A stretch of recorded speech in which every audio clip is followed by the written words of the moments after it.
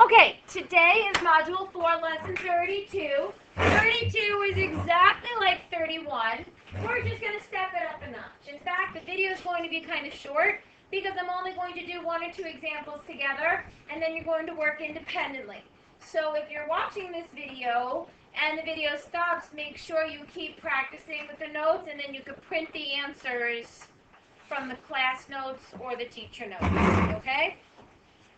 So let's take a look at number 1. Go ahead and you can do this by yourself because it's exactly what we did yesterday.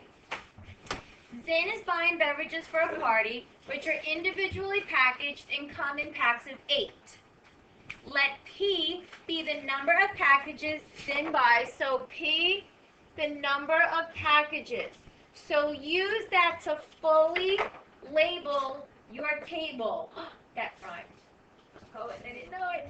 All right, a lot of you just put like packages on your quiz or cookies. They want you to write it out. So number of packages, and then they give you the variable, so put it in your table. And that's in buys, and T be the total number of beverages. So total number of beverages, and they even gave you the equation. So that all went in the second table of the chart. Use the equation T equals 8P to calculate the total number of beverages when the number of packages is known. Determine the independent and dependent variables in this scenario. Well, we know that the independent variable goes in the first column because how many packages we buy will determine the total number of beverages.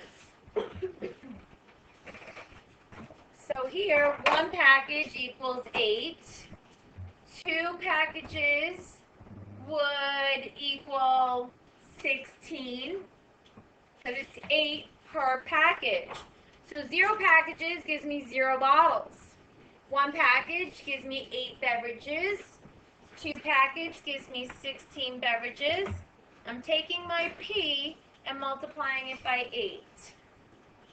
So 24, 32, and 40. Any questions on how to fill in that chart? So far, so good? Yeah. Well, we know that the independent variable is in the first column. So if you just want to label it, you could write it on the side. But that's your independent. Because we know the independent always goes on the left. And the dependent always goes on the right. I think a jetliner is landing in the field. Okay. Now, here's where we're taking it to the next level.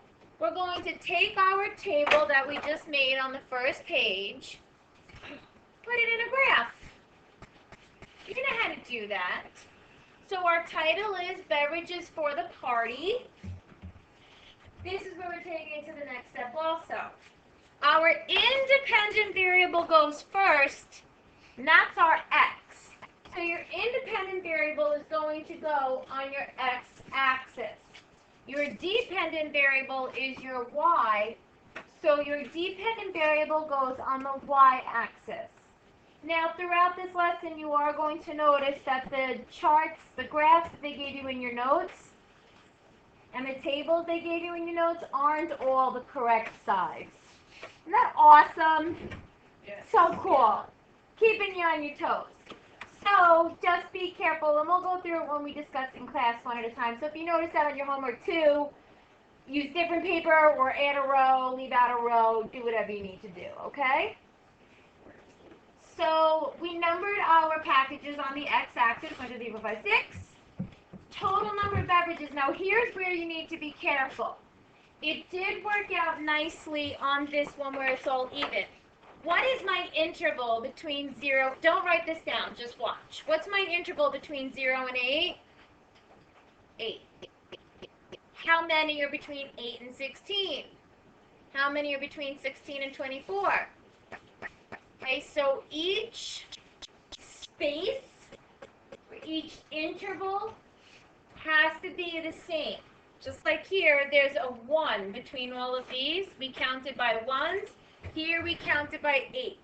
They always have to be the same interval. Keep that in mind. So a lot of students made Made errors with that last period. All right? So now we can plot. 0 packages is 0 beverages. 1 package is 8. 2 is 16. 3 is 24. 4 is 32. 5 is 40. And that's as far as we went. That's where our table went. We're not connecting the dots. We're leaving it just like that. That's it. That's it. Yeah. Because we're just representing what is on the chart. We can't buy half packages. And if we were connecting the dots, we'd be showing half packages and so on.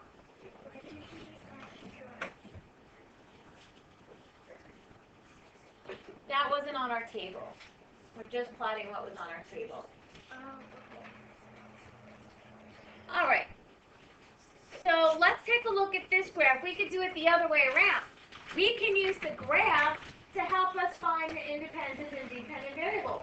So, cool. All right, not really, but it's Friday afternoon, so we're going to make it. So, cool. So it looks like they're going on a road trip. Woohoo! The x-axis is the number of hours, and the y-axis is the number of miles. So it looks like in 0 hours, they went 0 miles. That makes sense. In 1 hour, they went 50 miles. 2 hours, they went 100 miles. 3 hours, they went 150 miles. 4 hours, they went 200 miles. And in 5 hours, they went 250 miles. So we're comparing number of hours to number of miles. So does the number of miles depend on the number of hours, or does the number of hours depend on the number of miles? The number of miles depend on the number of hours. Exactly. So our independent variable is our number of hours, which we also know by looking at the graph because we know our independent variable is always on the x-axis. And our dependent variable is number of miles. Any questions so far? Why is it the other way around? Why is it that? Nothing? Yeah? What? Why 0? To show that it's the x-axis. All right, so now the relationship between the quantities. What's the relationship between the number of hours and the number of miles? What can we say? For every hour, there are, that's how we do relationships. There's 50 number of miles for each hour. Yep. So they traveled 50 miles for every 1 hour.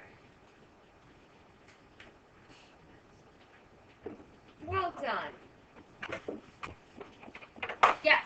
Don't we also have to write down a equation? You want to write an equation? It didn't ask us to, but we can. That would be good practice. What would be our equation? So let's make this our miles. Well, no, you know why? Because we don't have a total here. So we're just going to leave this one. But it's miles per hour. We'll leave it. So what I want you to do right now for number 1 is make a table and make the graph. You try it. And I'm going to stop the recording here. And if you need more help, print out the notes or come to extra help.